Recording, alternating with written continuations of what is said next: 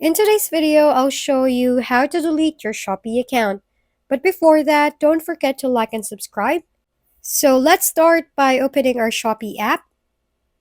Then click on Me right here. Next, you'll need to click on the settings wheel, as you can see here. And after that, click on Request Account Deletion. You'll need to click on OK over here. Now click on Proceed.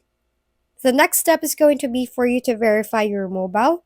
So you will get an SMS to verify, and then write the reason why you want to delete your account, and then you'll be able to delete your account.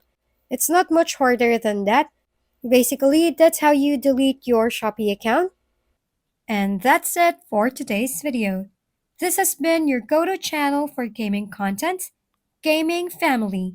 Don't forget to like, subscribe, and leave your comments below. See you on the next videos.